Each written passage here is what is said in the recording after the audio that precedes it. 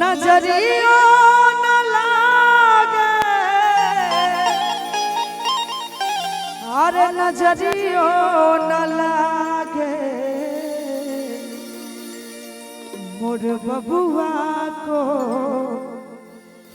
मोर ललना को नजरियो न लागे।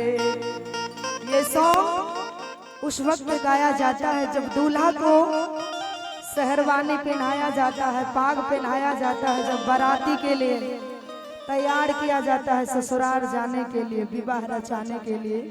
उस वक्त का ये सॉन्ग है। दूल्हा के मम्मी पापा पूरे फैमिली मिलके ये सॉन्ग गाते हैं दूल्हा के लिए कि हमारे बबुआ को किसी का नजर न लग जाए और ये विवाह शुभ शुभ हो जाए ना। आइए कहेंगे कौन भाव कि नजरियो न लागे अरे नजरियो न लागे मोर बबुआ को नजरियो न लागे मोर बबुआ को नजरियो न लागे नजरियो न लागे नजरियो न लागे नजरियो न लागे मोर बबुआ को नजरियो न लागे मोर सुगना को नजरियो न लागे। क्या बात है ए हो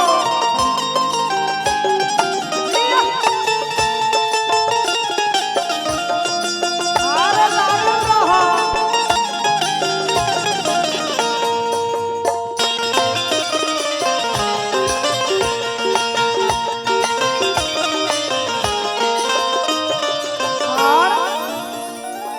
बाबा के तनवा के छुपल यारा मनवा माई के तनवा के गंगा बरदनवा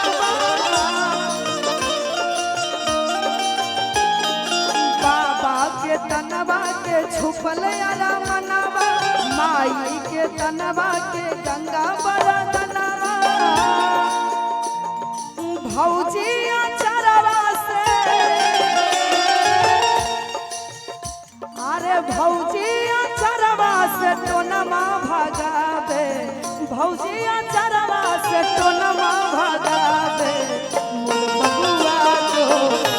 बबुआ को नजरियो न लागे मोर सुगना को नजरियो न लागे। बहुत बहुत धन्यवाद।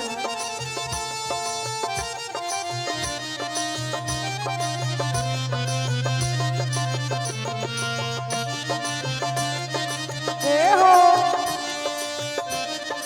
क्या बात है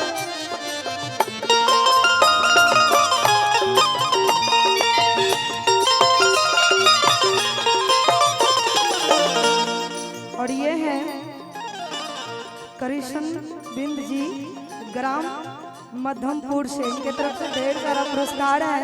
एक प्यारा सा पुरस्कार है दूल्हा सरकार के चाचा श्री के ओर से और इनके दिल से ये सॉन्ग दिल को छू रहा है तो उनका चाचा है तो छूना जरूरी है। ढेर सारा पुरस्कार है दूल्हा के चाचा के तरफ से। मैं बहुत बहुत धन्यवाद करना चाहूंगी। Thank you so much. आपको चरणों में बार बार मेरा नमन है, प्रणाम है। आगे का लाइन कैसा है आप लोग जरा गौर से सुनिएगा। घोड़ा लुधक चले हथिया झमावे पेटिन पर बैठला ना मामा जी प्यारे घोड़ा लुधक चले हथिया झमावे पेटिन पर बैठला ना मामा जी प्यारे पंडित जी नारियल फला पंडित जी नारियल फला हथवा धरावे पंडित जी नारियल फला हथवा धरावे मोर दुल्हा को मोर बबुआ को नजरियो न लागे बबुआ को नजरियो न लागे नजर